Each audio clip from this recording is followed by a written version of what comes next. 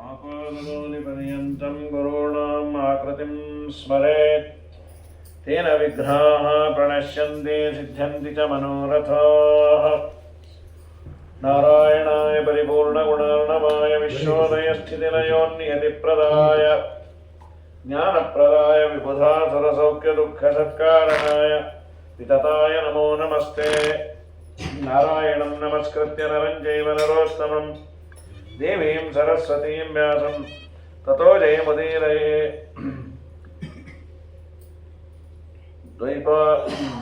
चक्रं यस्य भुजाग्रमेत्य ललितं विद्युत्प्रभं राजते शङ्खो यस्य विराजते करतले सम्पूर्णचन्द्रप्रभा माला यस्य सचम्पका सतिलका शाको साशोकनीलोत्पला सोऽस्मान् पातु शरद्धविक्रमगतिः त्रैलोक्यनाथो हरिः यो विद्यात् वैरशेषैः मनसि विनिहितैः क्लेशसंज्ञैः स्त्रिदोषैः अस्पृष्टो निर्गुणत्वात् परमगुरुरजः कर्मभिस्तत्फलैर्वा सर्वज्ञत्वादीप्तो निरतिशय सुखप्राप्तिहेतुर्यतीनां सोनादिर्वासुदेवः शमयतु दुरितं जन्म जन्मार्जितं नः। जयति पराशरसूनुः सत्यवती हृदयनन्दनो व्यासः यस्यास्य कमलगलितं वाङ्मयममृतं जगत्पिबति द्वैपायनोष्टपुटनिःसृतमप्रमेयं पुण्यं पवित्रमतपापहरं शिवं जयो भारतं समधिगच्छति वाच्यमानं किं तस्य पुष्करजलैरभिषेचनेन अभ्रमं भङ्गरहितम् अजरं विमलं सदानन्दतीर्थमतुलं भजे तापत्रयापहं पूज्याय राघवेन्द्राय सत्यधर्मरताय च भजतां कल्पवृक्षाय नमतां कामधेनवे सत्याभिज्ञकराब्जोत्थान् पञ्चाशद्वर्षभोजकान् सत्यप्रमोदतीर्थार्यान् नौमि न्यायसुधारतान् पृथ्वीमण्डलमध्यस्थाः पूर्णबोधमतानुगाः वैष्णवाः विष्णुहृदयाः तान् नमस्ये गुरून् मम ಸ್ವಸ್ಥಸ್ನಾಥೇನ ಅಖಿಲ ಸನ್ಮಂಗಲಾನಿ ಭವಂತು. ವೇದವ್ಯಾಸದೇವರು ಮಹಾಭಾರತವನ್ನು ನಿರ್ಮಾಣ ಮಾಡಿದ ಮೇಲೆ ಮಹಾಭಾರತದ ಖಿಲಭಾಗ ಅಂತ, ಖಿಲ ಅನ್ನೋದಕ್ಕೆ ಎರಡು ಅಭಿಪ್ರಾಯ, ಒಂದು ಉಳಿದದ್ದು ಅಂತ, ಇನ್ನೊಂದು ಫಲ ಅಂತ.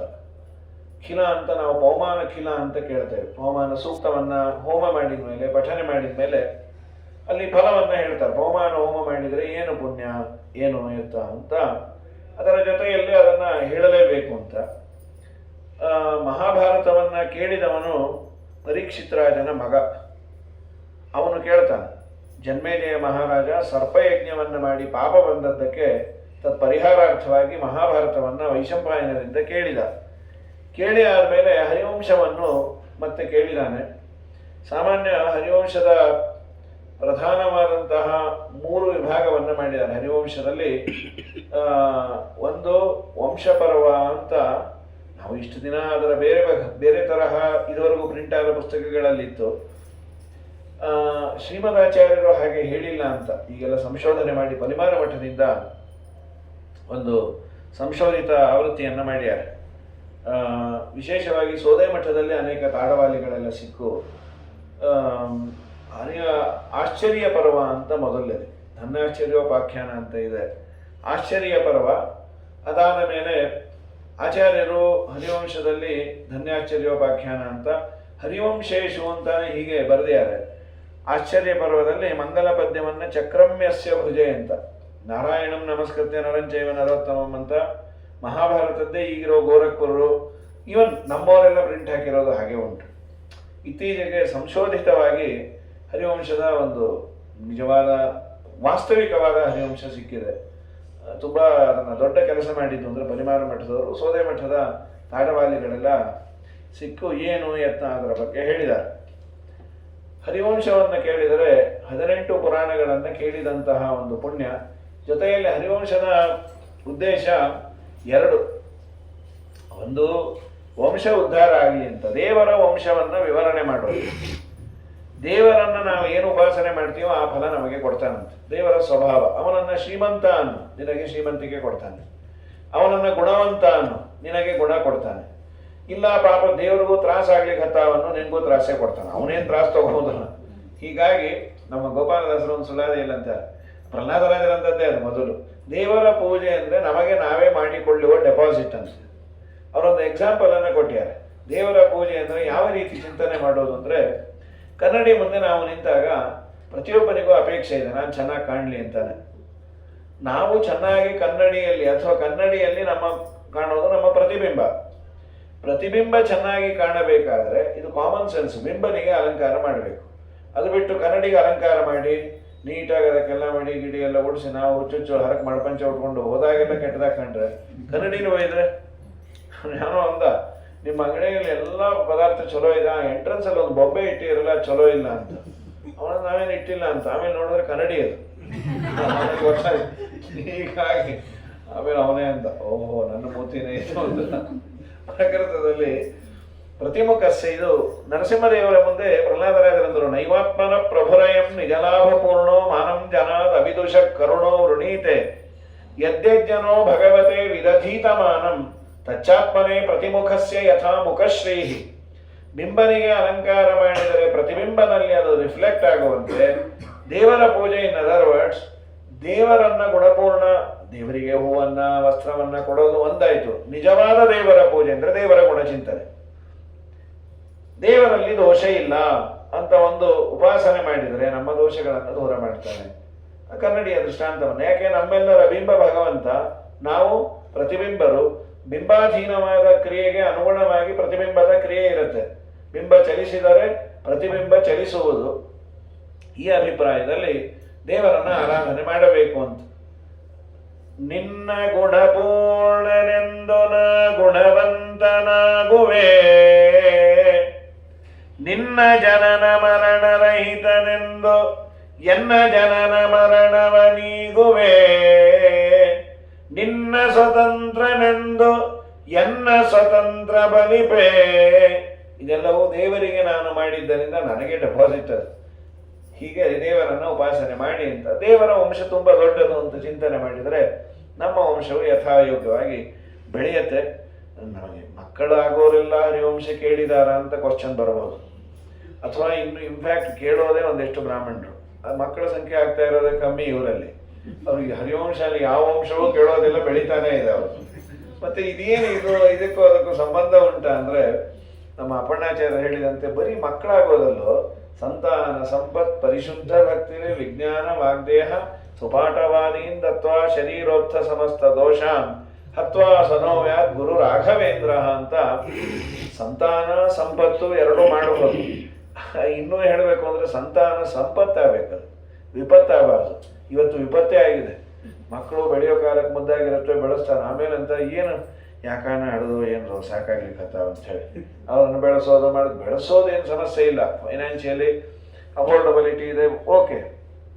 ಮುಂದೆ ಅವ್ರು ನಮ್ಮ ಮಾತು ಕೇಳದೆ ಮಾಡಿದೆ, ನಮ್ಮ ಮನಸ್ಸಿಗೆ ಬೇಡದ ಇನ್ಯಾವುದೋ ಲಗ್ನ ಆಗ್ತೀವಿ ಅಂತಂದ್ರೆ ಇವೆಲ್ಲ ಸಮಸ್ಯೆನೇ. ಇವತ್ತು ಎಲ್ಲರ ಮನೆ ದೋಸೆ ತೂತೆ. ಒಂದು ಸಮಾಧಾನ ಅಂದರೆ ಎಲ್ಲರ ಮನೇನೂ ಹಾಳಾಗಿರೋದ್ರಿಂದ ನಾವು ಒಂದು ಸಮಾಜದಲ್ಲಿ ಎಂಥ ಆಚಾರ ಹಾಳಾಗಿರ್ಬಿಟ್ಟು ನಾವಾಗ್ಬಿಡುತ್ತೆ ಅಂತ ಹೇಳಿ ಸಮಾಧಾನ ಮಾಡ್ಕೋತೀವಿ.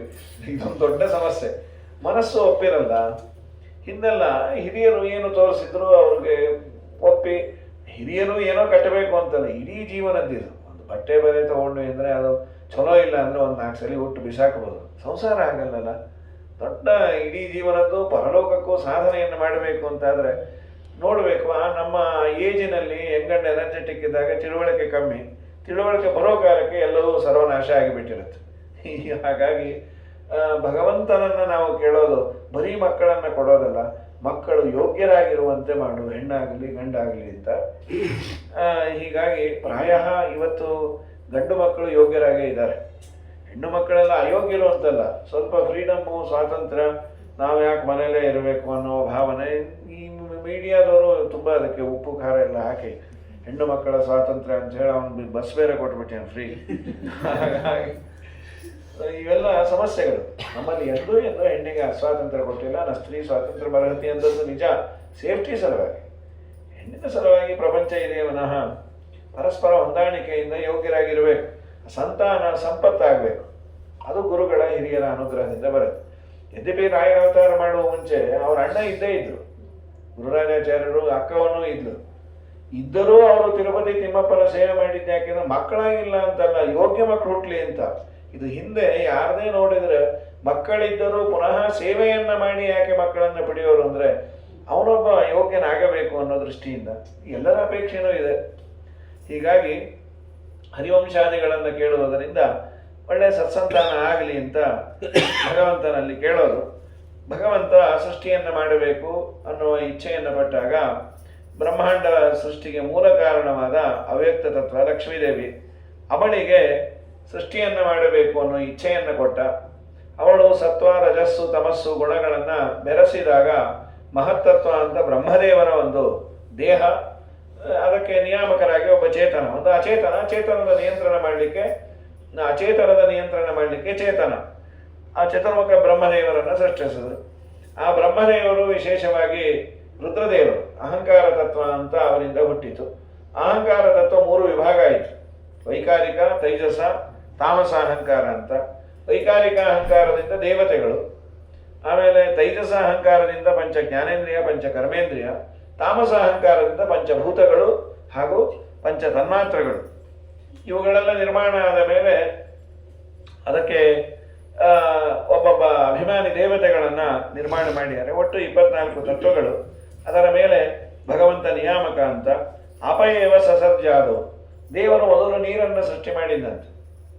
ಅದಕ್ಕೆ ನಾರಾಯಣ ಅಂತ ಅವನಿಗೆ ಹೆಸರು. ಆಪೋ ನಾರಾಯಿತಿ ಪ್ರೋಕ್ತ ಆಪೋ ವೈ ನರಸೂನಮಃ ಏನಂ ತಸ್ಯತಾಪೂರಂ. ನಾರಾಯಣ ಅಂದರೆ ನೀರಿಗೆ ನಾರ ಅಂತ ಕರೀತಾರೆ. ಅಯನ ಅಂದರೆ ಆಶ್ರಯ. ನೀರನ್ನ ಆಶ್ರಯ ಮಾಡಿಕೊಂಡು ಮಲಗಿದ್ದರಿಂದ ಅವನು ನಾರಾಯಣ, ನೀರಿಗೂ ಆಶ್ರಯದಾತ ಅವನೇ.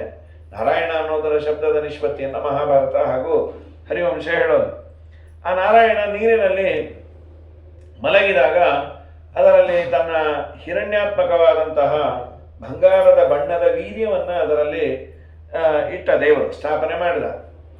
ಅದು ಬಂಗಾರದ ಬಣ್ಣದ ಒಂದು ದೊಡ್ಡ ಅಂಡ ಹುಟ್ಟಿತು. ಅದು 2 ಭಾಗ ಆಯಿತು.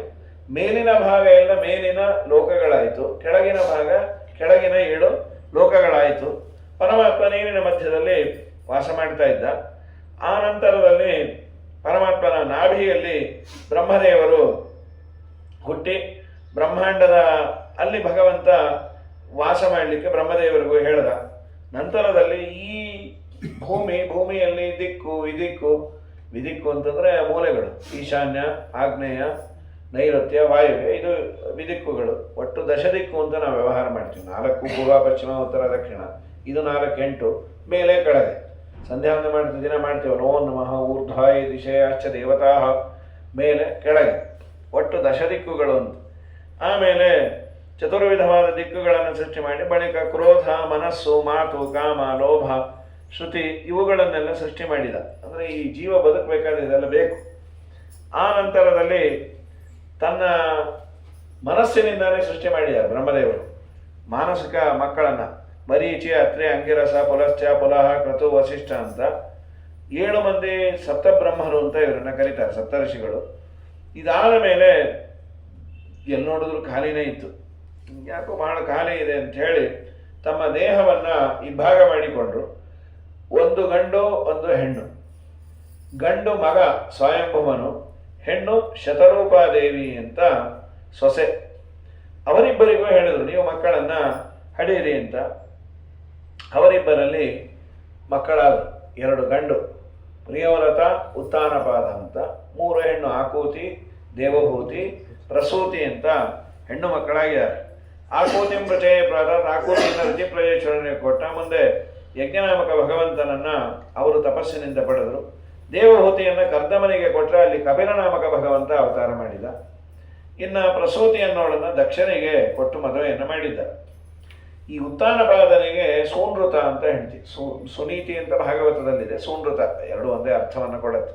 ಸೂನೃತ ಅಂತ ಅವನ ಹೆಂಡತಿ, ಇಬ್ಬರು ಹೆಂಡಂದಿರು, ಸೂನೃತ ಮತ್ತು ಇನ್ನೊಬ್ಬಳು ಸುರುಚಿ. ಇವನಿಗೆ ಸುರುಚಿಯಲ್ಲೇ ಹೆಚ್ಚು ಆಸಕ್ತಿ. ನಂತರದಲ್ಲಿ ಆ ಸುರುಚಿಯಲ್ಲಿ ಹುಟ್ಟಿದ ಮಗ ಉತ್ತಮ, ಈ ಸುನೀತಿಯಲ್ಲಿ ಹುಟ್ಟಿದ ಮಗ ಧ್ರುವ. ಎಲ್ಲರ ಹಣೆ ಬರ ಅನ್ನತ್ತೆ. ಯಾಕೆ ರುಚಿನಲ್ಲಿ ಆಸಕ್ತಿ ಬಹಳ ಹೆಚ್ಚು ನಮಗೆ. ನೀತಿ ಅಂದರೆ ತ್ರಾಸ. ಯಾರನ್ನ ಕಂಡು ಏಕಾದಶಿ ಮಾಡ್ತೀರಾ, ಚಾತುರ್ಮಾಸ ಮಾಡ್ರಿ, ಇಲ್ಲ ಅಂದ್ರೆ ಭಾಳ ಪಾಪ ಬರ್ತಾವೆ. ಇಷ್ಟು ಹೇಳಿದ್ರೆ ಅನ್ಕೋತೀವಿ ನಿಮಗೆ ಯಾಕೆ ರೀ, ನಾವು ಮಾಡೋಣ ಮಾಡ್ತೀವಿ, ಬಿಟ್ಟರೆ ಬಿಡ್ತೀವಿ. ಏನೋ ಪ್ರಾಣ ತೆಗಿಯೋದು ಇವರು. ನೀವ್ಯಾಕೆ ಹೇಳ್ತೀರಿ, ನೀವು ಮಾಡ್ತೀವಿ, ನಾ ಮಾಡಂಗಿಲ್ಲ, ಅದಕ್ಕೆ ನಿಮ್ಗೆ ಹೇಳಿದ್ರು ಪುಣ್ಯ ಇಲ್ಲಿ ಅಂತೇಳಿ. ಅಬಾಬಾಬಾಬ, ಏನು ಉದಾರ ಮನಸ್ಸು. ಪ್ರಕೃತದಲ್ಲಿ ಅದೇ ಯಾರಾದರೂ ನಿಮಗೆ ರುಚಿಯಾದದ ಬಗ್ಗೆ ಮಾತಾಡ್ತಾರೆ, ಏನು ಆನಂದ, ಅವರು ನೋಡಿದ್ರೆ ಓಡಾಡೋ ಬೇಕರಿ ಇದ್ದಾಗಿದೆ ನೀವು ಅಂತ. ಅದು ತಿಂದ್ರ ಇದು ತಿಂದ್ರ ಪಾನಿಪುರಿ ತಿಂದ್ರ ಅದರಲ್ಲೂ ರಥದಲ್ಲಿ ಹುಡುಕ್ತಾ ಇರ್ತೀವಿ ಏನೇನು ಬರುತ್ತೆ ಏನು ಅಂತ, ಆ ಮಠಕ್ಕೆ ಯಾವುದು ಈ ಮಠಕ್ಕೆ ಯಾವುದು, ಎಲ್ಲ ಮಠದ ಸೇರಿ ನಮ್ಮ ಮಠಕ್ಕೆ ಒಂದು ತಗೊಂಡ್ಬಿಡ್ತೀವಿ. ಈಗ ಭಾಗವತದಲ್ಲಿ ಇವನಿಗೆ ಉತ್ತಮನ ಮೇಲೆ ಪ್ರೀತಿ, ಹೆಂಡತಿಯ ಮೇಲೆ ಪ್ರೀತಿ, ಅವನು ಬಂದು ತೊಡೆ ಮೇಲೆ ಕೂತಿದ್ದ. ಧರ್ಮರಾಜರು ಬಂದಾಗ ತಿರಸ್ಕಾರ ಆಯ್ತು, ಸಣ್ಣ ಅಪಮಾನ ದೇವರ ದರ್ಶನ ಕಾರಣ ಆಯ್ತು. ಅಪರೂಪ ಹರಿನಾಮ ಜಪಿಸುವ ಮನುಜಗೆ ಅಪಮಾನವಾದರೆ ಒಳ್ಳೆಯದು. ಅಪಮಾನದಿಂದಲೇ ತಪವೃದ್ಧಿಯಾಗುವುದು, ಅಪಮಾನದಿಂದ ಪುಣ್ಯ ಸಫಲವಾಗುವುದು.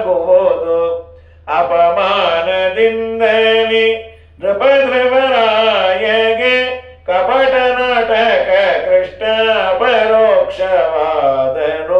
ಅಪಮಾನವಾದರೆ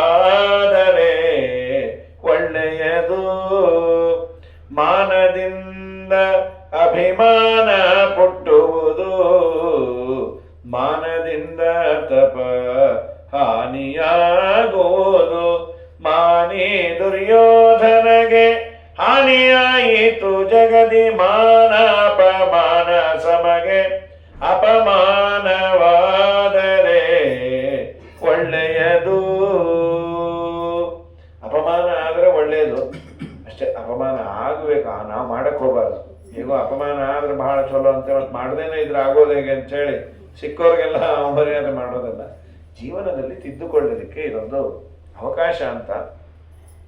ಧ್ರುವರಾಜರು 3000 ವರ್ಷ ತಪಸ್ ಮಾಡಿದ್ರು ಅಂತ ಹರಿವಂಶ ಹೇಳೋದು, ಭಾಗವತದಲ್ಲಿ 6 ತಿಂಗಳು ಅಂತ. ಮತ್ತು ಕಾಂಟ್ರವರ್ಸಿ ಬಂತಲ್ಲ ಅಂದರೆ, ಇಲ್ಲ ಧ್ರುವರಾಜರು ಹಿಂದಿನ ಜನ್ಮದಲ್ಲಿ ಮಾಡಿದ ತಪಸ್ಸಿನ ಬಗ್ಗೆ ಹೇಳ್ತಾರೆ. ಅದು ವಿಷ್ಣು ಪುರಾಣದಲ್ಲಿ ಉಂಟು. ಧ್ರುವರಾಜರು ಅವರ ಹಿಂದಿನ ಜನ್ಮದಲ್ಲಿ ಒಬ್ಬ ಬಡ ಬ್ರಾಹ್ಮಣನ ಮನೆಯಲ್ಲಿ ಹುಟ್ಟಿದ್ರು. ಅವನ ಮನೆಯಲ್ಲಿ ಹುಟ್ಟಿದಾಗ ಇವರಿಗೆ ರಾಜಕುಮಾರನ ಸ್ನೇಹ ಇತ್ತು. ದಿನ ಆಟಕ್ಕೆ ಹೋಗಿ ಬರೋರು. ರಾಜನ ವೈಭವ ಶ್ರೀಮಂತಿಕೆ ನೋಡಿ ಅನ್ಕೊಂಬರಂತೆ, ನಮಗೂ ಇದೆಲ್ಲ ಇದ್ರೆ ಚಲೋ ಇರೋದು ಅಂತ. ಆಮೇಲೆ ನೆನಪಾಗೋದು, ಯಾವುದು ಆಚಾರ ಮಗ, ನಮಗೆ ಇದೆಲ್ಲ ಎಲ್ಲ ಆಗುತ್ತೆ. ತಂದೆ ತಾಯಿ ಸೇವೆಯನ್ನು ಬಹಳ ಚೆನ್ನಾಗಿ ಮಾಡಿದ್ರಂತೆ. ಆಮೇಲೆ ದೇವರಂದ, ಧ್ರುವ ನಿನ್ನ ಅದು ಬೇರೆ ಯಾವ ತಪಸ್ಸು ಎಲ್ಲೋ ಅವರು ಅರಣ್ಯದಲ್ಲಿ ಹೋಗಿ ಏನೂ ಮಾಡಿಲ್ಲ, ದೇವರು ಕೊಟ್ಟಂತಹ ದೊಡ್ಡ ಭಾಗ್ಯ ತಂದೆ ತಾಯಿಗಳ ಸೇವೆ ಅಂತ ಇದನ್ನು ಮೇಲಿಂದ ಮೇಲೆ ಹೇಳ್ತಾರೆ. ಹೀಗಾಗಿ ಚೆನ್ನಾಗಿ ಅವರ ಸೇವೆಯನ್ನು ಮಾಡಿದ್ದಕ್ಕೆ ದೇವರಂದ, ನಿನ್ನ ಸೇವೆಯಿಂದ ನಾನು ಪ್ರೀತನಾಗಿದ್ದೇನೆ, ಮುಂದಿನ ಜನ್ಮದಲ್ಲಿ ನಿನಗೆ 5ನೇ ವರ್ಷಕ್ಕೆ ದರ್ಶನ ಕೊಟ್ಟು ಸಿಂಹಾಸನವನ್ನು ಕೊಡ್ತೇನೆ ಅಂತ ಅಂದಿದ್ದ. 5ನೇ ವರ್ಷಕ್ಕೆ ವಾಸುದೇವ ರೂಪಿ ಭಗವಂತನನ್ನ ದರ್ಶನ ಮಾಡಿದ ಪುಣ್ಯಾತ್ಮರು ಮುಂದೆ 36,000 ವರ್ಷ ಆಳಿದವರು. 36,000 ವರ್ಷ ಆಳುವುದರ ಜೊತೆಯಲ್ಲಿ ಇವರ ಭಾಗ್ಯ ಅಂದರೆ ಶಿಂಶುಮಾರ ರೂಪಿ ಭಗವಂತ ತನ್ನ ಮಗಳನ್ನು ಕೊಟ್ಟು ಮದುವೆ ಮಾಡ್ಯಾನೆ. ಧ್ರುವರಾಜರ ಮಾವ ಶಿಂಶುಮಾರ ರೂಪಿ ಭಗವಂತ. ವಾಯುದೇವರಂದ್ರು ನಮ್ಮ ಮಗಳನ್ನು ಕೊಡ್ತೇನೆ ಅಂತ.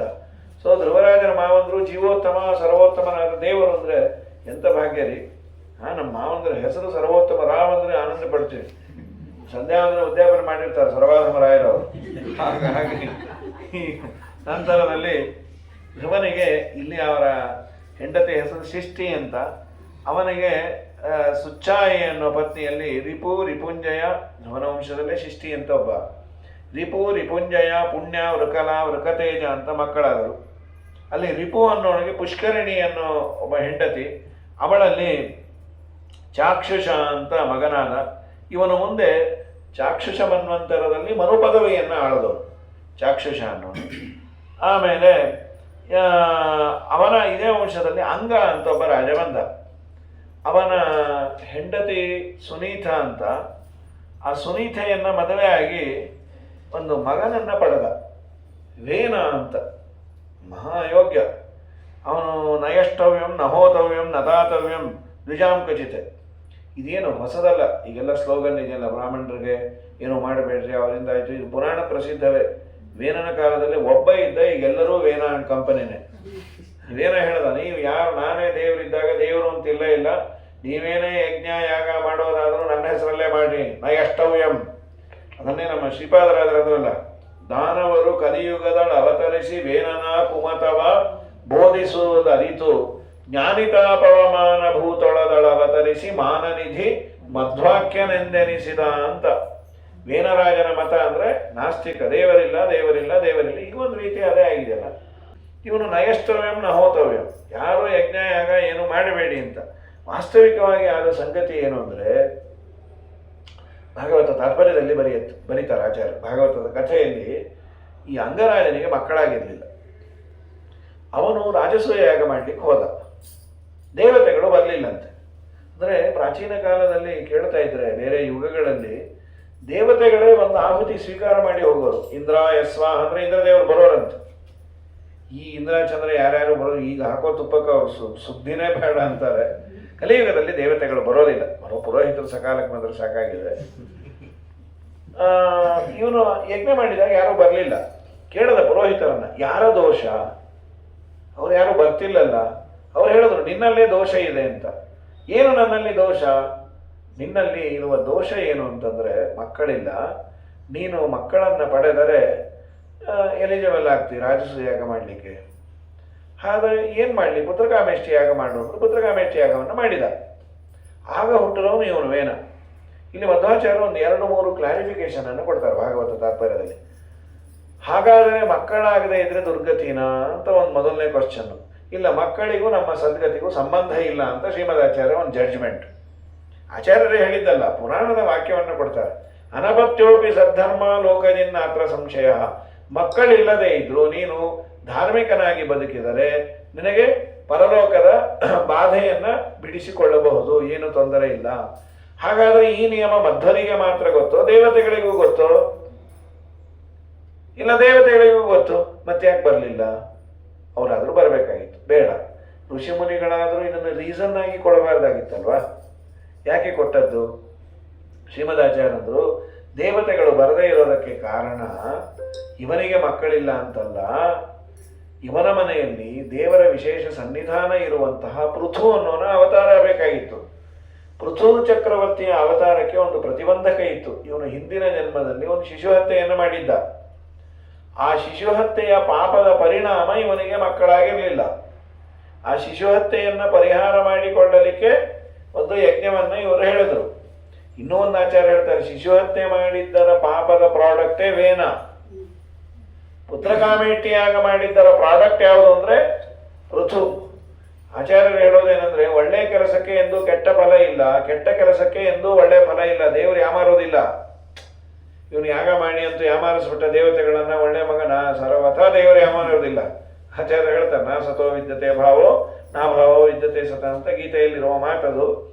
ಪ್ರಕೃತದಲ್ಲಿ ಮಧ್ವಾಚಾರ್ಯರೇ ಹೇಳಿದ್ದೇನೆಂದ್ರೆ, ವೇನ ಹುಟ್ಟಿದ್ದು ಇವನು ಶಿಶು ಹತ್ಯೆ ಮಾಡಿದ್ದರಿಂದ ವೇನ ಹುಟ್ಟಿದ.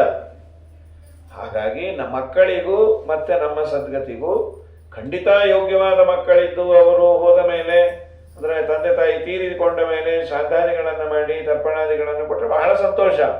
ಇಲ್ಲ ಅಂತಂದರೆ ಅವರು ದುರ್ಗತಿ ಗ್ಯಾರಂಟಿ ಅಂತ ಏನೂ ಕಾಳಜಿ ಮಾಡಬೇಡ್ರಿ. ನಿಮಗೆ ಹೇಳಿದ ಧರ್ಮಾಚರಣೆಯನ್ನು ನೀವು ಮಾಡಿಕೊಂಡು ಬಂದರೆ ಅದು ನಮ್ಮನ್ನು ಉದ್ಧಾರ ಮಾಡುತ್ತೆ. 10 ಮಕ್ಕಳಿದ್ದಾರೆ, ನಾ ಏನೂ ಮಾಡೋದಿಲ್ಲ, ಸಂಧ್ಯಾ ವಂದನೆ ದೇವರು ಪೂಜಾ, ನಮ್ಮ ಮಕ್ಕಳೇ ಇದ್ದಾರೆ ಅಂದರೆ ಸರ್ವಥ ನೀನು ಉದ್ಧಾರ ಆಗೋದಿಲ್ಲ. ಮಕ್ಕಳಿದ್ದಾರೆ ಅಂತ ನೀನು ಅಧಾರ್ಮಿಕನಾದರೂ ಉದ್ಧಾರ ಆಗಲ್ಲ. ಮಕ್ಕಳಿಲ್ಲ ಅಂತ ನೀನು ಧಾರ್ಮಿಕನಾಗೋದನ್ನು ಬಿಡಬೇಡ, ಅದು ನಿನ್ನನ್ನು ಉದ್ಧಾರ ಮಾಡುತ್ತೆ. ಕನಕದಾಸರು, ನಿನ್ನೆ ಅವರ ಜಯಂತಿಯು ಹೌದು, ಈ ಕಾಂಟೆಕ್ಸ್ಟಿನಲ್ಲಿ ಒಂದು ಸುಂದರವಾದ ಪದ್ಯವನ್ನು ಹೇಳಿದ್ದಾರೆ.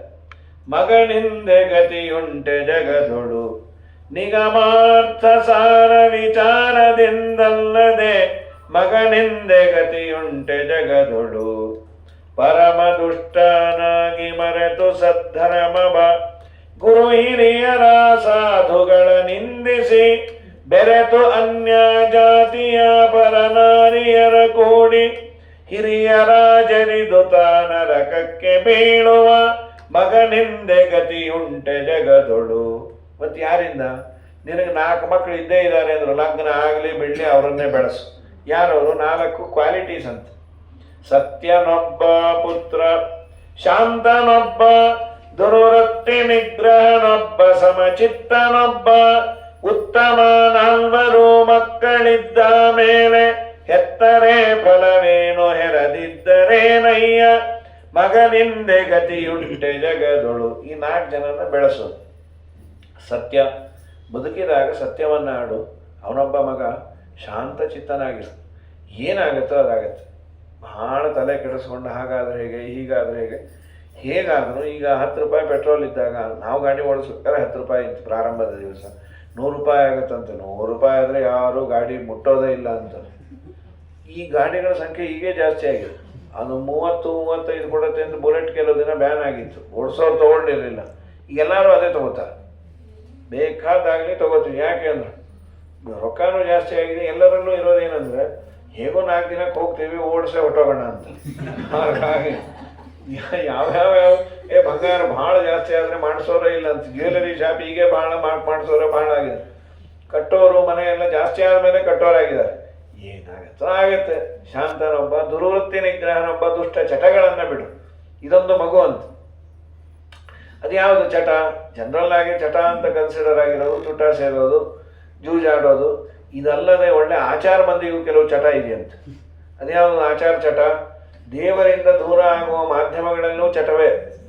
ಏನು ಬೇಕಾರಾಗ್ಬೋದು, ಸೀರಿಯಲ್ ನೋಡೋದಾಗ್ಬೋದು, ಸಿನಿಮಾ ನೋಡೋದಾಗ್ಬೋದು, ಕ್ರಿಕೆಟ್ ನೋಡೋದಾಗ್ಬೋದು. ಒಬ್ಬೊಬ್ಬರಿಗೆ ಒಂದೊಂದು. ಕೆಲವರು ಇದನ್ನು ನೋಡ್ತಾ ಕೂತಿರ್ತಾರೆ, ಶೇರು ಗೀರು ಅದ್ರ ಮೇಲೆ ಹೋಗೋದು, ಕೆಳಗೆ ಬರೋದು.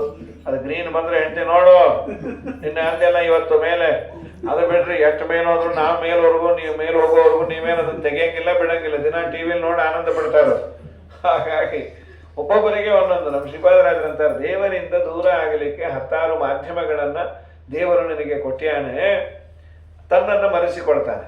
ಮನೆಯಿಂದ ಸಂತೋಷ ಕೆಲವರಿಗೆ ಲೋಕದೊಳು, ಧನದಿಂದ ಸಂತೋಷ ಕೆಲವರಿಗೆ ಲೋಕದೊಳು, ವನಿತೆಯಂ ಸಂತೋಷ ಕೆಲವರಿಗೆ ಲೋಕದೊಳು, ಸುತನಿಂದ ಸಂತೋಷ ಕೆಲವರಿಗೆ ಲೋಕದೊಳು, ಇನಿತು ಅವರವರ ಸಂತೋಷ ಅವರಿಗಾಗಲಿ, ನಿನ್ನ ನೆನೆವ ಸಂತೋಷ ಎನಗಾಗಲಿ. ರಂಗವಿಠಲ. ಭಗವಂತ, ನೀನು ಕೆಟ್ಟದ್ದನ್ನು ಕೊಟ್ಟು ನಿನ್ನಿಂದ ನನ್ನನ್ನು ದೂರ ಮಾಡಿಕೊಳ್ಳಲಿಲ್ಲ. ಮನೆಯಿಂದ ಸಂತೋಷ, ಬಹಳ ಚಲೋ ಮನೆ ಕಟ್ಟಿ ಸ್ವಲ್ಪ ದೇವರಿಂದ ದೂರ ಆಗೋದಂತೆ. ಅದು ಹೇಗೆ? ಚಲೋ ಮನೆ ಕಟ್ಟಿದ ಮೇಲೆ ಅವನು ಪುರಾಣ, ಪುಣ್ಯಕತೆ, ತೀರ್ಥ ಯಾತ್ರೆ, ಮಠಕ್ಕೆ ಬರೋದು ಎಲ್ಲ ಬಿಟ್ಟೇ ಬಿಟ್ಟ. ಈತ ನೀವು ಪುರಾಣ ಕಾಣೋದಿಲ್ಲ ಅಂದ. ಅದೇ ಸ್ವಂತ ಮನೆ ಆಯ್ತಲ್ಲ, ಅದಕ್ಕೆ ಅಲ್ಲೇನು ಹೇಳಿಲ್ಲ ಸ್ವಂತ ಮನೆ ಇದ್ದವರು ಪುರಾಣಕ್ಕೆ ಬರಬಾರ್ದು ಅಂತೇನು ಹೇಳಿ. ಹಂಗಲ್ರಪ್ಪ, ಚಲೋ ಮನೆ ಕಟ್ಟ್ಯಾನ ಮಗ, ಅದು ಪೂರ್ಣ ಗ್ಲಾಸೇ. ಈ ಸಾಯಂಕಾಲ ಪುರಾಣ ಟೈಮ್ಗೆ ನಮ್ಮ ಬೀದಿ ಹುಡುಗರು ನಮ್ಮ ಮನೆ ಮುಂದೆ ಕ್ರಿಕೆಟ್ ಆಡ್ತಾರೆ, ಅದು ಬಾಲ್ ಬಿದ್ದು ಎಲ್ಲಿ ಹೊಡಿತಾವ ಅಂತೇಳಿ ನಾನೇ ವಾಚ್ಮೆನ್ ಕಮ್ ಕೀಪರ್. ಇನ್ನು ಆ ಮನೆ ಚಲೋ ಇರಲಿ ಅಂತ 24 ಗಂಟೆ ವಾರಸೋ ಸಾರಿಸೋ. ಅದು ಕೆಲವೊಂದೆಲ್ಲ ಚಲೋ ಇರುತ್ತೆ. ಈಗೆಲ್ಲ ಕನ್ನಡಿ ಇದ್ದಾಗಿತ್ತು. ಏನಿಟ್ಟು ಚಲೋ ಇಟ್ಟೇ ಇರಿ ಅಂದರು. ನಿಜ ಹೇಳ, ನಿಜಾನೇ ಹೇಳಿ, ನಿಮ್ಮಂಥ ಆಚಾರ ಒಳಗೆ ಬಿಟ್ಟಿಲ್ಲ ಅಂದರು. ಅಂದರೆ ನಾವು ಬಂದು ಅಂದ್ರೆ ಕೊಳಕ್ಕೆ ಹಾಕ್ಕೊಂಡೇ ಬರೋರು ಅಂತ. ಆಯಿತು. ಮತ್ತು ಗೃಹ ಪ್ರವೇಶಕ್ಕೆ ಏನು ಮಾಡಿದ್ರಿ? ಏನಿಲ್ಲ, ಗೃಹ ಪ್ರವೇಶಕ್ಕೆ ನಾವು ಮಠಕ್ಕೆ ಬರೆಸ್ಬಿಟ್ಟಿದ್ದೆ. ಅದು ಮಠ ಪ್ರವೇಶ ಆಯಿತು. ನಿಮ್ಮ ಮಗ ಗೃಹ ಪ್ರವೇಶ ಏನಾಯಿತು? ಒಂದು ಕೈಯಲ್ಲಿ ಬ್ರಷು, ಒಂದು ಕೈಯಲ್ಲಿ ಒಂದು ಸಾರಿಸೋದು ಗುಡಿಸೋದು ಎರಡು ಇಟ್ಕೊಂಡ್ಬಿಟ್ಟಿದ್ದ. ಒಂದು ಕೈಯಲ್ಲಿ ಕಟ್ಟಿಗೆ, ಒಂದು ಕೈಯಲ್ಲಿ ಹಲಿಗೆ ಇದ್ದಾಗ ಒಂದು ಗುಡಿಸೋ ಸಾರಿಸು, ಗುಡಿಸೋ ಸಾರಿಸು. ಮುಂದಿನ ದಿನ ರೈಲ್ವೆ ಸ್ಟೇಷನ್ ಹುಟ್ಟಿಸ್ಬಿಡ್ತಾರೆ ಅಷ್ಟೇ. ದೇವರು ಕೊಟ್ಟದ್ದನ್ನು ಸದ್ವಿನಿಯೋಗ ಮಾಡು. ಮನೆ ಅಂತ ಕರಿಬೇಕಾದ್ರೆ 4 ದಿನ ಬಂದು ಹೋಗಿ ಬಂದು ಒಳಗ ಹೋದರೆ ಅದು ಮನೆ ಅಂತ ಆಗುತ್ತಪ್ಪ. ಮನೆಯಿಂದ ಸಂತೋಷ ಕೆಲವರಿಗೆ ಲೋಕದಳು, ಧನದಿಂದ. ಇವೆಲ್ಲವೂ ಸಾಧನಗಳು. ಇದರಿಂದ ನಾವೇನಾದರೂ ಸಾಧಿಸಿದರೆ ಸಾಧನೆ ಇದ್ದದ್ದಕ್ಕೆ ಸಾರ್ಥಕ. ಬರೀ ಮನೆಯಲ್ಲಿ ಸಾಧನೆ ಇರೋದು ಮುಖ್ಯ ಅಲ್ಲ, ಅದರಿಂದ ವಾಟ್ ಯು ಹ್ಯಾವ್ ಅಚೀವ್ಡ್ ಅಂತ ಅಲ್ವಾ. ನಮ್ಮ ಮನೆಯಲ್ಲಿ ಒಂದು 200 ಜನಕ್ಕೆ ಅಡುಗೆ ಆಗುವಷ್ಟು ಬೇಕಾದಷ್ಟು ಪಾತ್ರೆ ಆಗಲಿ, ಈ ಥರ ಒಲೆ ಗಿಲೆ ಎಲ್ಲ ಇದು, ಯಾವ ಯೋಚನೆ ಇಲ್ಲ ಅಂದರು. ಏನೇನು ಫಂಕ್ಷನ್ ಮಾಡ್ತೀರಿ ಅಂತ. ಇದುವರೆಗೂ ಅದು ತಂದಾಗಿಂದ ಏನೇನು ಒಲಿನೇ ಹಚ್ಚಿಲ್ಲ ಅಂದರು. ನಿಮ್ಮ ತಲೆಯನ್ನು ಮಂದಿ ಕೊಡೋದಿಲ್ಲ, ನೀವು ಮಾಡಿ. ಅಲ್ರಿ ಕಪ್ಪ ಬಿಟ್ರೆ ಗತಿ ಏನು, ಮತ್ತೆ ಏನು ಮಾಡ್ತೀರಿ ಅಂದರು. ಏನಿಲ್ಲ, ಈ ಆಯುಧ ಪೂಜೆ ದಿವಸ ಎಲ್ಲ ಇಳಿಸಿ ಅದಕ್ಕೆ ಒಂದಷ್ಟು ಅರಟ ಕುಂಕುಮ ಹಚ್ಚಿ ಪಂಚಿತ್ರವನ್ನು ನಮ್ಮ ಮನೆಯವ್ರು ಕೂತ್ಕೋತಾರೆ, ಬಾಣಲಿ ಒಳಗೆ ನಾ 10 ನಿಮಿಷ ಕೂತಿರ್ತೀನಿ ಅಂತ ಅಷ್ಟೇ. ಮುಂದೆ ಯಮಧರ್ಮರಾಜ ಕರೆಯೋದಕ್ಕೆ ಈಗಿಂದ ಪ್ರಾಕ್ಟೀಸ್ ಮಾಡಿಕೊಡ್ರಿ. ಇದ್ದ ಪದಾರ್ಥವನ್ನು ಬಳಸದೇ ಇದ್ರೆ ಪ್ರಯೋಜನ ಏನದು? ಇವೆಲ್ಲವೂ ಮನೆ ಸಾಧನೆ, ದೇವರು ಕೊಟ್ಟದ್ದು ಇನ್ನೊಬ್ಬರಿಗಾಗಿ. ಮನೆಯಿಂದ, ಧನದಿಂದ ಇವೇ ಚಟ ಅಂತ. ಇವೆಲ್ಲವೂ ನಮ್ಮನ್ನ ದೇವರಿಂದ ದೂರ ಮಾಡುವ ಚಟಗಳು. ಇದನ್ನ ಬಿಡಬೇಕಂತ. ಸತ್ಯನೊಬ್ಬ, ಶಾಂತನೊಬ್ಬ, ದುರ್ವೃತ್ತಿ ನಿಗ್ರಹನೊಬ್ಬ, ಸಮಚಿತ್ತನೊಬ್ಬ. ಎಲ್ಲರಲ್ಲಿ ಇರುವ ದೇವರು ಸಮನಾಗಿ ಇದ್ದಾನೆ, ಅವನಿಗೆ ಯಾವ ಮೈಲಿಗೆ ಇಲ್ಲ ಅನ್ನುವ ಅನುಸಂಧಾನ. ಶುನಿ ಚೈವ ಶ್ವಪಾಕೇಚ ಪಂಡಿತ ಸಮದರ್ಶಿನಃ. ನಾಯಿಯಲ್ಲಿ, ನರಿಯಲ್ಲಿ, ಬ್ರಾಹ್ಮಣನಲ್ಲಿ ಎಲ್ಲ ಕಡೆ ಇದ್ದೇನೆ. ಎಲ್ಲರಲ್ಲಿರುವ ದೇವರು ಸಮವೇ ವಿನಃ ಎಲ್ಲರೂ ಸಮರಲ್ಲ. ಅಲ್ಲಿರುವ ದೇವರಿಗೆ ಮೈಲಿಗೆ ಇಲ್ಲ, ಶುದ್ಧವಾಗಿ ಇದ್ದಾನೆ ಎನ್ನುವ ಚಿಂತನೆಯನ್ನು ಮಾಡೋದು. ಹೀಗಾಗಿ 4 ಜನ ಮಕ್ಕಳಿದ್ದ ಮೇಲೆ ಇನ್ನೇನು ನಿನಗೆ ಯೋಚನೆ ಅಂತ. ಪ್ರಕೃತದಲ್ಲಿ ಇವನು ಯಜ್ಞವನ್ನು ಮಾಡಿದಾಗ ಹಿಂದೆ ಮಾಡಿದ ಶಿಶುಹತ್ಯೆಯ ಫಲರೂಪವಾಗಿ ವೇನ ಅಂತ ಹುಟ್ಟಿದ. ಅವನು ಯಜ್ಞಯಾಗಾದಿಗಳನ್ನು ಮಾಡಬೇಡ ಅಂದ್ರು ಭೃಗು ಋಷಿಗಳು ಹುಂಕಾರ ಮಾಡಿದ್ರೆ ಸತ್ತೋದ. ಅರಾಜಕತೆ ಉಂಟಾಯಿತು. ಏನು ಮಾಡೋದು? ಮತ್ತೆ ಸೂಚನೆ ಆಯಿತು ಅವನ ದೇಹವನ್ನು ಮಥನ ಮಾಡಿ ಅಂತ. ಬಲಗೈಯನ್ನು ಕಳೆದಾಗ ಅಲ್ಲಿಂದ ಬಂದವನೇ ಪೃಥು. ಸೊ ಈ ಪೃಥು ವೇನನ ಮಗನೂ ಹೌದು, ಅವರಪ್ಪ ಅವನ ಮಗನೂ ಹೌದು, ಅಂಗರಾಜನ ಮಗನೂ ಹೌದು. ಆದ ಮೇಲೆ ಪೃಥು ಬಂದಾಗ ಭೂದೇವಿಯನ್ನ ಅಟ್ಟಿಸಿಕೊಂಡು ಹೋದ. ಗೋರೂಪದಲ್ಲಿ ಹೋಗ್ತಾ ಇದ್ಲು. ನೀನು ನಮಗೆ ದವಸ ಧಾನ್ಯ ಕೊಡು, ನಿನಗೇನು ಬೇಕೋ ಅದನ್ನು ಮಾಡ್ತೀನಿ. ಆಯಿತು. ಯಜ್ಞಯಾಗಾದಿಗಳು ಮಾಡಿದರೆ ಭೂಮಿಗೆ ತುಂಬ ಸಂತೋಷ ಆಗ್ತದೆ. ಕಾರಣ ಏನು ಅಂದರೆ ಯಜ್ಞಯಾಗಾದಿಗಳ ಹೊಗೆಯಿಂದ ಮೋಡದಿಂದ ಮಳೆ ಬಿದ್ದರೆ ಭೂಮಿಗೆ ಬಹಳ ಸಂತೋಷ ಅಂತ. ಯಜ್ಞಾತ್ ಭವತಿ ಪರ್ಜನ್ಯ, ಪರ್ಜನ್ಯಾತ್ ಅನ್ನ ಸಂಭವ, ಅನ್ನಾತ್ ಭವಂತಿ ಭೂತಾನಿ. ಇದು ದೇವರು ಹೇಳುವ ಚಕ್ರ. ಇದು ಏವಂ ಪ್ರವರ್ತಿತಂ ಚಕ್ರಂ ನಾನವರ್ತಯತೀಹ ಯಹ ಅಘಾಯು. ನಮ್ಮ ಬದುಕು ವ್ಯರ್ಥ ಆಗಿ ಬಿಡುತ್ತಂತೆ. ಯಜ್ಞಯಾಗಾದಿಗಳನ್ನು ಮಾಡದೆ ನಾವು ಕಾಂಟ್ರಿಬ್ಯೂಟ್ ಮಾಡದೇ ಇದ್ದರೆ, ಮಳೆ ಬೆಳೆ ಇಲ್ಲದೆ ಇದ್ದರೆ ಇದು ಬಹಳ ಪಾಪಕ್ಕೆ ಗುರಿ ಆಗ್ತೇವೆ ಅಂತ ಕೃಷ್ಣ ಹೇಳಿರೋ ಈ ಒಂದು ಚಕ್ರ, ಸೈಕಲ್ ಇದು. ಆದ ಮೇಲೆ ನಾವೆಲ್ಲ ಕೊಡ್ತೇವೆ. ಅವಳೇನಂದು ಭೂದೇವಿ, ನನಗೆ ನಿನಗೇನು ಬೇಕೋ ಅದನ್ನು ಕೊಡುವ ತಾಕತ್ತು ಸತ್ತೋಗಿದೆ. ಕಾರಣ ನಿಮ್ಮಪ್ಪ ಮಾಡಿದ ಅಪಚಾರ. ಭೂಮಿಯಲ್ಲಿ ಬೀಜ ಬಿತ್ತಿದರೆ ಅದು ಒಡೆದರೆ ಅದು ಮೊಳಕೆ ಬರುತ್ತೆ. ಅದನ್ನು ಒಡಿಸುವ ಸಾಮರ್ಥ್ಯ ಸತ್ತೋಗಿದೆ. ಏನು ಮಾಡೋಣ? ನೀನೊಂದು ಕರುವನ್ನು ಹಿಡಿದುಕೊಂಡು ಬಾ. ಕರು ಇದ್ದರೆ ನಾನು ಹಾಲು ಕರಿತೇನೆ, ಹಾಲಿನ ರೂಪದಲ್ಲಿ ನಿನಗೇನು ಬೇಕೋ ಅದನ್ನು ಕರಿತೇನೆ ಅಂತ. ಆಗ ಇವನು ಸ್ವಯಂಭುಮನವನ್ನು ಕರುವನ್ನಾಗಿ ಮಾಡಿಕೊಂಡು ಬಂದು ಭೂಮಿಯಲ್ಲಿ ದವಸ ಧಾನ್ಯ ಬೆಳೀಲಿಕ್ಕೆ ಬೇಕಾದ ತಾಕತ್ತನ್ನು ಕರ್ಕೊಂಡ. ಅನ್ನೋದಕ್ಕೆ ಇವತ್ತು ನಾವು ಏನಾದರೂ ತಿಂತಾ ಇದ್ದೇವಲ್ಲ ಅನ್ನ ಆಹಾರ, ಈ ಕ್ರೆಡಿಟ್ ಪೃಥ್ವಿಗೆ. ಅದಕ್ಕೆ ಈ ಭೂಮಿಯನ್ನು ಪೃಥ್ವಿ ಅಂತ ಕರೀತಾರೆ. ಪೃಥುರಾಜನ ಮಗಳು ಪೃಥ್ವಿ. ಇದನ್ನು ಒಂದು ವ್ಯವಸ್ಥೆಯನ್ನು ಮಾಡಿದ. ಯಾರ್ಯಾರು ಏನೇನು ಬೇಕೋ ಕರ್ಕೊಂಡ್ಯಾರು. ಪಿತೃದೇವತೆಗಳು ಮುಂದೆ ಇಲ್ಲೇ ಹೇಳ್ತಾರೆ.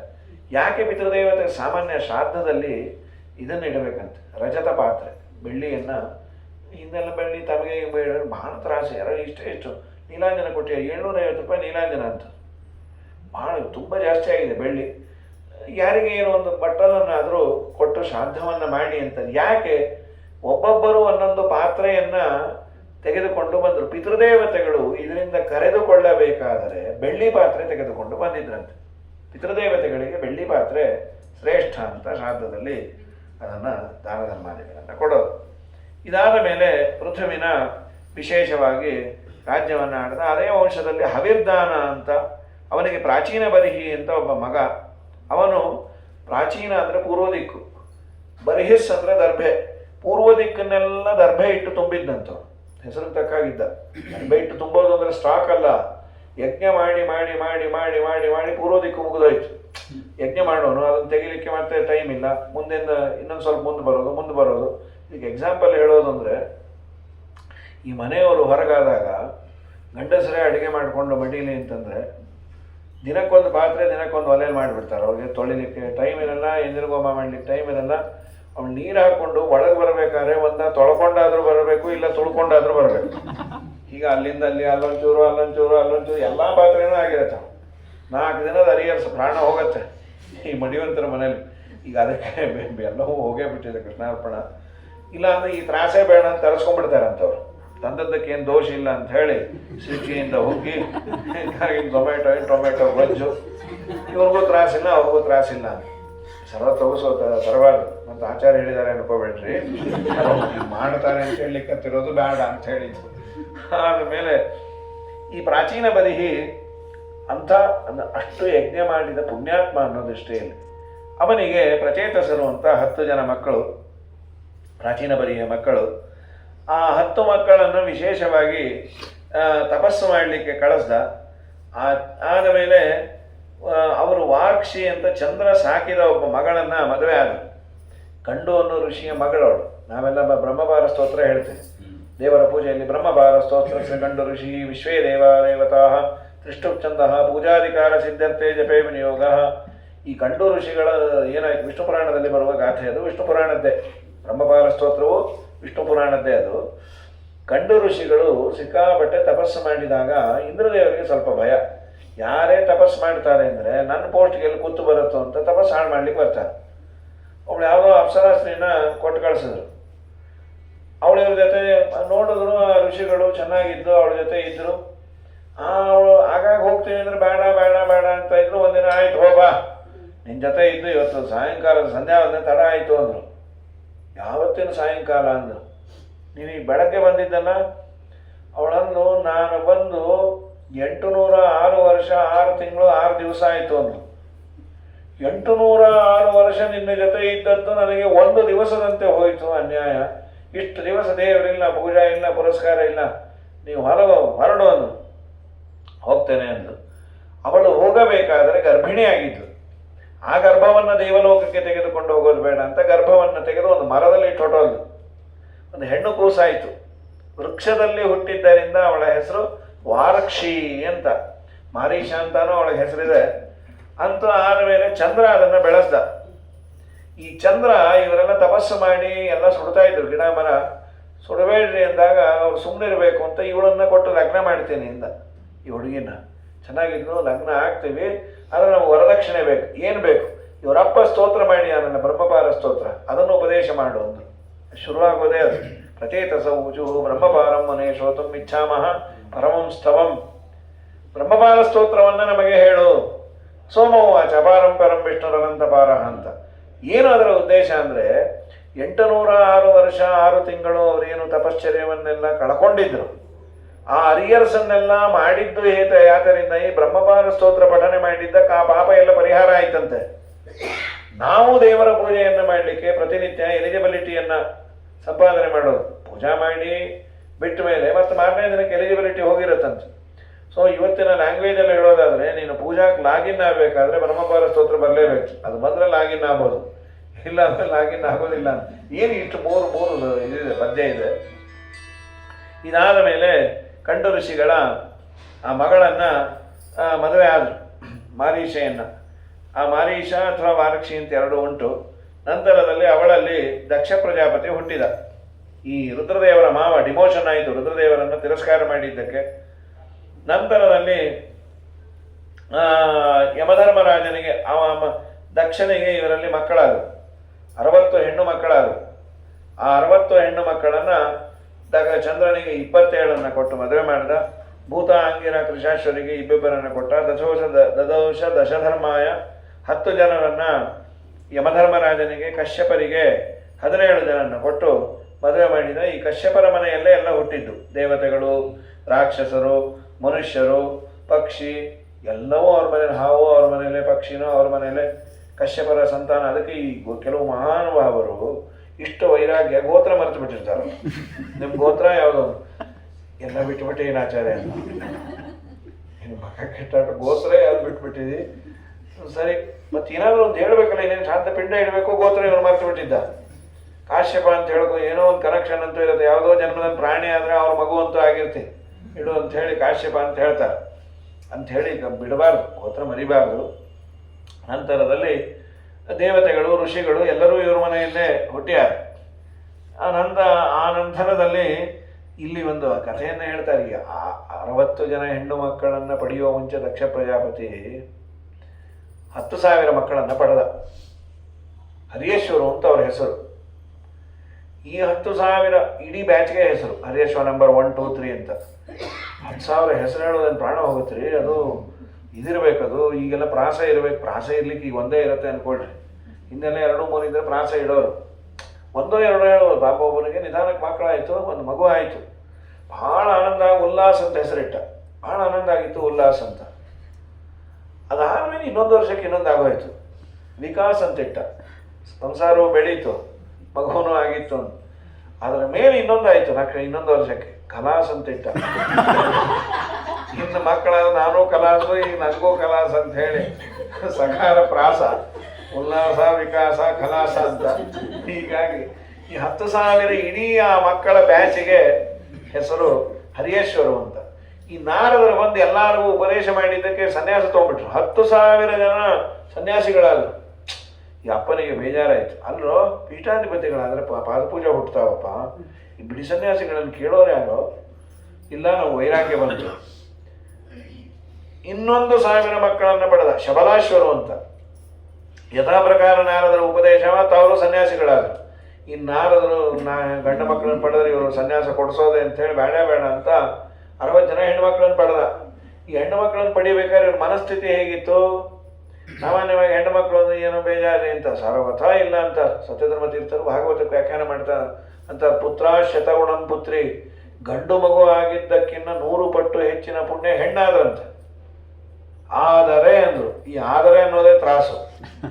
ಬರೀ ಮಕ್ಕಳಾಗಿದ್ದಕ್ಕಲ್ಲಪ್ಪ, ಯದಿ ಪಾತ್ರೆ ಪ್ರದೀಯತೆ, ಆಗ ಹೆಣ್ಣು ಮಗವನ್ನ ಸತ್ಪಾತ್ರನಿಗೆ ಕೊಟ್ಟು ದಾನ ಮಾಡಿದರೆ ಅಂದ್ರೆ ಲಗ್ನ ಮಾಡಿದರೆ 100 ಪಟ್ಟು ಪುಣ್ಯ. 2 ಅಂಶವನ್ನ ಅವಳು ಬೆಳಗ್ತಾಳೆ. ಈ ಸತ್ಪಾತ್ರನಿಗೆ ಕೊಡೋದೇ ಇರೋ ಸಮಸ್ಯೆ. ಸತ್ಪಾತ್ರ ಅಂದ್ರೇನು? ಯೋಗ್ಯನಾದಂಥ ಅಳಿಯ ಪಾದಪೂಜಾ ಮಾಡಿಸ್ಕೊಂಬ ಯೋಗ್ಯತೆ ಇರಬೇಕು. ಹಿಂದೆಲ್ಲ ಅದೇ ಕೇಳೋರು ಮಾವಂದ್ರು, ನಮ್ಮ ಅಳಿಯ ಆಗೋನು ಪಾದಪೂಜಾ ಮಾಡಿಸ್ಕೊಂಬ ಯೋಗ್ಯತೆ. ಈಗ ಪಾದಪೂಜಾ ಯೋಗ್ಯತೆ ಅಂದ್ರೆ ಪಾದ ಇರೋದೆ, ಅದಿದ್ದೇ ಇರ್ತಾವೆಲ್ಲ. ಪಿಶಾಚಿಗೆ ಇರಲ್ಲ ಅಂತ ಕೇಳಿವಿ ಅಷ್ಟೇ. ಪಿಶಾಚಿಗೆ ಪಾದ ಇರಲ್ಲ ಅಂತ. ಅವನು ಯೋಗ್ಯರಾಗಿ ಸಂಧ್ಯಾ ವಂದನೆ, ದೇವರ ಪೂಜಾ ಇದನ್ನೆಲ್ಲ ಮಾಡಿಕೊಂಡಿದ್ರೆ ಕೊಡ್ತೀವಿ ಅನ್ನೋರಂತೆ.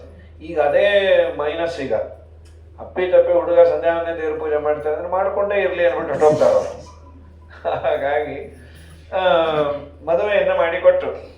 ಅದಕ್ಕೆ 60 ಜನ ಹೆಣ್ಣು ಮಕ್ಕಳನ್ನು ಪಡೆದು ಆ 60 ಅವನ ಕಥೆಯನ್ನು ಕೇಳ್ತಾರೆ. 60 ಜನ ಹೆಣ್ಣು ಮಕ್ಕಳಲ್ಲಿ ವಿಶೇಷವಾಗಿ ದಕ್ಷ ಪ್ರಜಾಪತಿ ನಾರದರಿಗೆ ಶಾಪವನ್ನು ಕೊಟ್ಟ, ನೀ ಎಲ್ಲ ಕಡೆ ಓಡಾಡ್ತಾ ಇರು, ಇಲ್ಲಿ ಇರಲೇಬೇಡ ಅಂತ.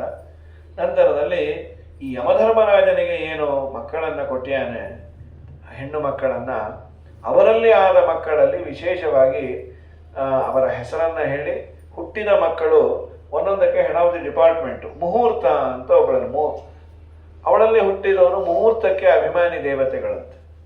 ನಾವು ಯಾವುದೇ ಕೆಲಸ ಮಾಡಬೇಕಾದ್ರೆ ಒಂದು ಮುಹೂರ್ತ ಅಂತ ಇಟ್ಟಿರ್ತೀವಲ್ಲ, ಅವರು ಬಂದಿರ್ತಾರಂತೆ. ಅವರು ಅದನ್ನು ಎಂಟ್ರಿ ಮಾಡಿಕೊಂಡು ಹೋಗ್ತಾರೆ. ಮತ್ತೊಬ್ಬಳಲ್ಲಿ ಈ ಶ್ರಾದ್ದದಲ್ಲಿ ವಿಶ್ವ ಅಂತ ಒಬ್ಬಳು, ವಿಶ್ವ ಅನ್ನೋಳಲ್ಲಿ ಹುಟ್ಟಿದ್ದು ವಿಶ್ವೇ ದೇವತೆಗಳು ಅಂತ. ಅವರೇ ಶ್ರಾದ್ದಕ್ಕೆ ಬರೋರು. ಇವನು ಶ್ರಾದ್ದ ಚೆನ್ನಾಗಿ ಮಾಡಿದರೆ ಅಪ್ಪನಿಗೆ ಅವರು ತಿಳಿಸ್ತಾರೆ, ಚೆನ್ನಾಗಿ ಮಾಡಿದ್ದಾರೆ ಇವರು ಅಂತ. ವಿಶ್ವೇ ದೇವತೆಗಳು. ಹೀಗೆ ಸಾಧ್ಯ ವಿಶ್ವ, ವಿಶ್ವ ಅನ್ನೋಳಲ್ಲಿ ವಿಶ್ವೇ ದೇವತೆಗಳು, ಸಾಧ್ಯ ಅನ್ನೋಳಲ್ಲಿ ಸಾಧ್ಯರು ಅಂತ. ಅವರು ಅಸಾಧ್ಯರು, ಯಾವುದೂ ಅವ್ರಿಗೆ ಅಸಾಧ್ಯವೇ ಇಲ್ಲ. ಏನು ಹೇಳಿದ್ರು ಎಸ್, ಸಿದ್ಧರು ಸಾಧ್ಯರು ಅಂತ. ಮರುತ್ವತೆಯಲ್ಲಿ ಮರುತ್ವಂತರು, ವಸುಗಳಲ್ಲಿ ಅಷ್ಟವಸುಗಳು, ಭಾನು ಅನ್ನೋಳಲ್ಲಿ ಭಾನುಗಳು. ಹೀಗೆ ಮುಹೂರ್ತ ಅನ್ನೋಳಲ್ಲಿ ಕ್ಷಣ ಲವ ಮುಂತಾದ ಕಾಲ ನಿಯಾಮಕರು, ಲಂಬ ಅನ್ನೋಳಲ್ಲಿ ಮಂತ್ರಗಳಿಗೆ ನಿಯಾಮಕರಾದ ದೇವತೆಗಳು, ಯಾಮಿ ಅನ್ನೋಳಲ್ಲಿ ಸ್ವರ್ಗ ಮಾರ್ಗಕ್ಕೆ ಒಬ್ಬ ಅಭಿಮಾನಿ ದೇವತೆ ಇದ್ದಾನೆ, ಸ್ವರ್ಗದ ರೂಟಿಗೆ ಆ ಅಭಿಮಾನಿ ದೇವತೆಯಾದಂತಹ ಒಬ್ಬ ದೇವತೆ. ಅರುಂಧತಿ ಅಂತ ಒಬ್ಬಳ ಹೆಸರು. ಅವರಲ್ಲಿ ಆಜ್ಯ, ಪಶು, ಧಾನ್ಯ, ಒಟ್ಟು ಯಜ್ಞಯಾಗಕ್ಕೆ ಬೇಕಾದ ಎಲ್ಲ ಪ್ರಾಡಕ್ಟ್ಸ್ಗಳು ಈ ಯಮಧರ್ಮರಾಜನ ಹೆಂಡತಿಯರಲ್ಲಿ ಅವತಾರ ಮಾಡಿದ್ದಾರೆ ಅಂತ. ಆದ ಮೇಲೆ ವಿಶೇಷವಾಗಿ ಯಮಧರ್ಮರಾಜ ಈ ಇವ್ರದೆಲ್ಲ ಕಥೆಯನ್ನು ಹೇಳಿ ಆದಮೇಲೆ ಮತ್ತೆ ಕೇಳ್ತಾರೆ. ದಕ್ಷನ 60 ಜನ ಹೆಣ್ಣು ಮಕ್ಕಳ ಆ ಸಂತತಿ ದಕ್ಷನಿಂದೇ ಎಲ್ಲ ಕಡೆ ವಿಸ್ತಾರವಾಗಿ ಆದದ್ದು. ಅದನ್ನು ಕೇಳಿ ಆದಮೇಲೆ ಮತ್ತೆ ಸೂರ್ಯ ಹಾಗೂ ಚಂದ್ರವಂಶದ ಬಗ್ಗೆ ಹೇಳಿ ಅಂತ ಮರುದೇವತೆಗಳ ಉತ್ಪತ್ತಿ ಅದೊಂದು ಹೇಳ್ತಾರೆ. ಈ ದಿತಿದೇವಿಯಲ್ಲಿ ಏನಾದರೂ ಮಾಡಿ ದಿತಿದೇವಿ ಇಂದ್ರನನ್ನು ಸೋಲಿಸೋ ಮಗನನ್ನು ಪಡಿಬೇಕು ಅಂತ ಅವಳಿಗೆ ಅಪೇಕ್ಷೆ. ದೈತ್ಯರೆಲ್ಲ ಸೋತು ದಿತಿದೇವಿ ಮಕ್ಕಳೆಲ್ಲ ದೈತ್ಯರು ಸೋತು ಬೇಜಾರಾಗಿ, ಯಾವುದೇ ತಾಯಿಗಾಗಲಿ ನಮ್ಮ ಮಕ್ಕಳು ಒಂದ್ಸರಿ ಗೆಲ್ಲಿ ಅಂತಿರ್ತಾವಲ್ಲ, ಕಶ್ಯಪರನ್ನು ಕೇಳೋದು, ಸ್ವಾಮಿ ನಮ್ಮ ಮಕ್ಕಳು RCB ಟೀಮ್ ಆದಾಗಿದ್ದಾರೆ, ಒಟ್ಟ ಗೆಲ್ಲವಲ್ಲ, ನೀವು ಬೇಕಾದಾಗ ಕಪ್ ನಮ್ಮದೇ ಅಂತ ಪ್ರದೇಶದಲ್ಲಿ ಕಪ್ ಹತ್ತೋದೇ ನಮಗೆ, ಹೀಗಾಗಿದೆ, ನೀವೇನಾದರೂ ಮಾಡಿ ಒಂದು ಗೆಲ್ಲೋ ಮಗನ್ನ ಕೊಡಬೇಕು, ನಾವೊಂದು ವ್ರತ ಹೇಳ್ತೇವೆ, ನೀನು ಅದನ್ನು ಮಾಡು. ಪುಂಸವನ ಅಂತ ಕರೀತಾರೆ, 1 ವರ್ಷ ಮಾಡುವ ವ್ರತ. ಅದರಲ್ಲಿ ಏನಾದರೂ ನೀನು ವ್ಯತ್ಯಾಸ ಮಾಡಿದೆ ಅಂದರೆ ಹುಟ್ಟೋ ಮಕ್ಕಳು ದೈತ್ಯರು ಹುಟ್ಟೋದ್ರ ಬದಲು ದೇವತೆಗಳು ಇಂದ್ರನ ವಿರೋಧಿಗಳಾಗೋದ್ರ ಬದಲು ಇಂದ್ರನ ಪರವಾಗಿ ನಿಲ್ತಾರೆ. ಚಲೋ ಆಯಿತು ಅಂದ್ಕೊಂಡು, 2 ಆದರೂ ಅಡ್ಡಿ ಇಲ್ಲ. ಈಗ ಹಾಗೆ ಆಗಲಿ ಅಂತ ಹೇಳಿದ್ರು. 1 ವರ್ಷ ವ್ರತವನ್ನು ಮಾಡಿದಾಳೆ. ಇನ್ನೇನು ಬಾಕಿ ಇದ್ದದ್ದು ಇನ್ನೊಂದು ವಾರ. ಇಂದ್ರದೇವರು ಅವ್ರ ಮನೆಯಲ್ಲಿ ಕೆಲಸಕ್ಕಿದ್ದಂತ ಪುಟ್ಟ ಬ್ರಹ್ಮಚಾರಿ ವೇಷದಲ್ಲಿ ಇವಳು ಯಾವತ್ತು ತಪ್ಪುತ್ತಾಳೋ ನಾ ಗರ್ಭವನ್ನು ಪೀಸ್ ಪೀಸ್ ಮಾಡ್ತೇನೆ ಅಂತ. ಒಂದು ದಿವಸ ರಾತ್ರಿ ಅವಳು ಕಾಲು ತೊಳ್ಕೋಬೇಕಾದ್ರೆ ಹಿಮ್ಮಡಿ ನೆಂದಿಲ್ಲ. ಹಾಗೇನು ನಳ ಇರಲಿಲ್ಲ, ಕತ್ತಲು, ಲೈಟ್ ಇಲ್ಲ, ಏನು ತೊಳ್ಕೊಂಡ್ರು ಏನು ಬಿಟ್ಟರು ಗೊತ್ತಾಗ್ತಿರ್ಲಿಲ್ಲ. ಸ್ವಲ್ಪ ಕಾಲನ್ನು ಅದನ್ನು ಹಿಮ್ಮಡಿ ತೊಳ್ಕೊಳ್ಳೇಬೇಕಂತ. ಹಿಮ್ಮಡಿ ಅದು ದೈತ್ಯರು ಪ್ರವೇಶ ಮಾಡುವ ದ್ವಾರ. ಒಟ್ಟು ನಮಗೆ ಅಹಿತ ಆಗುವಂತಹ ಸಮಸ್ಯೆಗಳನ್ನು ಕೊಡುವ ದ್ವಾರ ಅಂದರೆ ಅದು ಹಿಮ್ಮಡಿ. ಇವಳು ತೊಳ್ಕೊಂಡಿಲ್ಲ, ಇಂದ್ರದೇವರು ಪ್ರವೇಶ ಮಾಡಿ ಗರ್ಭವನ್ನು ಪೀಸ್ ಪೀಸ್ ಮಾಡಿಟ್ಬಿಟ್ರು. 7 ಪೀಸ್ ಮಾಡಿದ್ರು, ಅದು ಅಳ್ತಾ ಇತ್ತು. 7 7 ಮಾಡಿದರು, 49 ಆಯಿತು. ಮತ್ತೆ ಅಳ್ತಾ ಕೂತ, ಯಾಕೆ ಹೊಡ್ಕೋತೀರಿ ಅಂದರು. ಮಾ ಋತ ಅಂದರೆ ಅಳೋದು. ಮಾ ಅಳಬೇಡ್ರಿ, ನಮ್ಮನ್ನು ಹೊಡಿಬೇಡ ಅಂದರು. ನೀನು ನಮ್ಮನ್ನೇನು ಮಾಡೋದಿಲ್ಲ, ನಿಮ್ಮ ತಮ್ಮನೋ ನಾವು, ನಮ್ಮಪ್ಪ ಹೀಗೆ ವರ ಕೊಟ್ಟಿದ್ದು. ಓ ಭಾಯ್ ಅಂತ ಆಲಿಂಗನ ಮಾಡಿಕೊಂಡು 49 ಮರುದೇವತೆಗಳು ಉತ್ಪತ್ತಿಯಾಗೋಯ್ತು. ಅವರೆಲ್ಲರೂ ಈ ಜಗತ್ತನ್ನು ಆಳೋದ್ರಿಂದ ಇವ್ರ ಬಗ್ಗೆ ವಿಶೇಷವಾಗಿ ಅಷ್ಟವಸುಗಳು, ದ್ವಾದಶ ಆದಿತ್ಯರು, ಏಕಾದಶ ರುದ್ರರು, ಈ 49 ಮರುದೇವತೆಗಳು ಈ ಜಗತ್ತಿನ ನಿಯಾಮಕರು ಅಂತ ಅವರ ಕಥೆಯನ್ನು ಹೇಳಿದ ಮೇಲೆ ಪೃಥುವಿನ ಉಪಾಖ್ಯಾನವನ್ನು ವಿಸ್ತಾರವಾಗಿ ಹೇಳ್ತಾರೆ. ಈಗ ಹೇಳಿದಂತೆ ಪೃಥುವಿನ ಕಾಲದಲ್ಲೇ ಒಬ್ಬೊಬ್ಬರಿಗೆ ಒಂದೊಂದು ಇದನ್ನು ಕೊಟ್ಟ, ಹೆಡ್ ಆಫ್ ದಿ ಡಿಪಾರ್ಟ್ಮೆಂಟ್. ಅವನೇನೇನು ಮಾಡಿದ ಅಂದರೆ, ಪೃಥುವಿನ ಕಾಲದಲ್ಲಿ ಬ್ರಹ್ಮದೇವರು ಪೃಥ್ವಿಗೆ ಆಧಿಪತ್ಯವನ್ನು ನೀಡಿದ್ರು. ಪಕ್ಷಿಗಳಿಗೆ, ಗಿಡಮರಿಗಳಿಗೆ, ಗ್ರಹ ನಕ್ಷತ್ರಗಳಿಗೆ, ಯಜ್ಞ, ತಪಸ್ಸು ಇವುಗಳಿಗೆಲ್ಲ ಚಂದ್ರನನ್ನು ರಾಜನನ್ನಾಗಿ ಮಾಡಿದರು. ಜಲಾಭಿಮಾನಿಯಾಗಿ, ಜಲಕ್ಕೆ ನಿಯಾಮಕನಾಗಿ ವರುಣದೇವರು, ರಾಜರಿಗೆ, ಯಕ್ಷರಾಜ ರಾಕ್ಷಸರಿಗೆ ಅಧಿಪತಿಯನ್ನಾಗಿ ಕುಬೇರನನ್ನು ನಿಯೋಜನೆ ಮಾಡಿದರು. ಆದಿತ್ಯರಿಗೆ ಸ್ವಯಂ ವಿಷ್ಣುವೇ ಅಧಿಪತಿಯಾದ. ಅಂದರೆ ದ್ವಾದಶ ಆದಿತ್ಯರಲ್ಲಿ ವಿಷ್ಣು ಒಬ್ಬ ಇದ್ದಾನೆ, ಹಾಗಾಗಿ ವಿಷ್ಣುವೇ ಅಧಿಪತಿಯಾದ. ಆಮೇಲೆ ಈ ವಸುಗಳಿಗೆಲ್ಲ ಅಗ್ನಿದೇವರು, ಪ್ರಜಾಪತಿಗಳಿಗೆ ದಕ್ಷ ಪ್ರಜಾಪತಿ, ಮರುದೇವತೆಗಳಿಗೆ ಇಂದ್ರದೇವರು ನಿಯಾಮಕರು, ದೈತ್ಯ ದಾನವರಿಗೆ ಪ್ರಹ್ಲಾದರಾಜರು, ಪಿತೃದೇವತೆಗಳಿಗೆ ಯಮಧರ್ಮರಾಜ, ಭೂತ ಪಿಶಾಚಿ ಇವಕ್ಕೆಲ್ಲ ರುದ್ರದೇವರು ನಿಯಾಮಕರು, ಪರ್ವತಗಳಿಗೆ ಹಿಮವಂತ, ನದಿಗಳಿಗೆಲ್ಲ ಸಮುದ್ರ ರಾಜ, ಸಾಧ್ಯರಿಗೆ ನಾರಾಯಣ, ರುದ್ರದೇವರಿಗೆ ವೃಷಭಧ್ವಜನಾದ ಮಹರುದ್ರ, ಎಲ್ಲ ಏಕಾದಶ ರುದ್ರರಿಗೆ ರುದ್ರದೇವರು, ದಾನವರಿಗೆ ವಿಪ್ರಚಿತ್ತಿ. ಹೀಗೆ ಒಬ್ಬೊಬ್ಬರನ್ನ ವ್ಯವಸ್ಥೆಯನ್ನು ಮಾಡಿ ರಾಜ್ಯವನ್ನು ಆಳ್ತಾ ಇದ್ದ. ಯಶ್ಚೇದಂ ಕಥೆಯನ್ನಿತ್ಯಂ ಪೃಥೋರ್ ವೈನಸ್ಯ ವಿಸ್ತರಂ ಬ್ರಾಹ್ಮಣೇಭ್ಯೋ ನಮಸ್ಕೃತ್ವ ನಸಶೋಚೇತ್ ಕೃತಾಕೃತೈ. ಯಾರು ನಿತ್ಯ ಈ ವಂಶದ ವಿವರಣೆಯನ್ನು ಕೇಳ್ತಾರೆ ಅವರ ವಂಶ ಮುಂದುವರಿಯುತ್ತೆ, ಎಲ್ಲ ಪಾಪಗಳಿಂದ ವಿಮುಕ್ತರಾಗ್ತಾರೆ ಅಂಥೇಳಿ ಇಷ್ಟು ಕಥೆಯನ್ನು ಹೇಳಿದ ಮೇಲೆ ಎಲ್ಲ ಮನ್ವಂತರಗಳು, 14 ಮನ್ವಂತರಗಳ ಬಗ್ಗೆ ಒಂದಿಷ್ಟು ಮಾಹಿತಿಯನ್ನು ಕೊಡ್ತಾರೆ. ಈಗ ನಡೀತಾ ಇರೋದು ವೈವಸ್ವತ. ಇದರ ಹಿಂದೆ 6 ಆಗಿದೆ: ಸ್ವಯಂಭುವ, ಸ್ವಾರೋಚಿಷ, ಉತ್ತಮ, ಆಮೇಲೆ ತಾಪಸ, ರೈವತ, ಚಾಕ್ಷುಷ, ವೈವಸ್ವತ ಮನ್ವಂತರ. ಈಗ ಮುಂದೆ ಬರೋದು ಸಾವರ್ಣಿ, ದಕ್ಷ ಸಾವರ್ಣಿ, ಬ್ರಹ್ಮ ಸಾವರ್ಣಿ, ಧರ್ಮ ಸಾವರ್ಣಿ, ರುದ್ರ ಸಾವರ್ಣಿ, ದೇವ ಸಾವರ್ಣಿ, ಆಮೇಲೆ ಇಂದ್ರ ಸಾವರ್ಣಿ ಅಂತ ಮುಂದೆ ಬರುವ ಮನ್ವಂತರಗಳು. ಇದೆಲ್ಲ ಕೇಳಿ ಆದ ಮೇಲೆ ಸ್ವಾಮಿ ಸೂರ್ಯ ಹಾಗೂ ಚಂದ್ರವಂಶದಲ್ಲಿ ಅವತಾರ ಮಾಡಿದ ರಾಜನ ಕಥೆಯನ್ನು ದಯಮಾಡಿ ಹೇಳಿ ಅಂತ ಪ್ರಾರ್ಥನೆಯನ್ನು ಮಾಡ್ಯಾರ. ಇವತ್ತು ಹೊತ್ತಾಗಿದೆಯಪ್ಪ, ನಾಳೆ ಹೇಳ್ತೀವಿ ಅಂತಾರೆ. ಆ ವಂಶದ ಬಗ್ಗೆ ಹೇಳುವ. ಹರೇ ನಮಃ. ಶ್ರೀಕೃಷ್ಣ ಅರ್ಪಣಮಸ್ತು.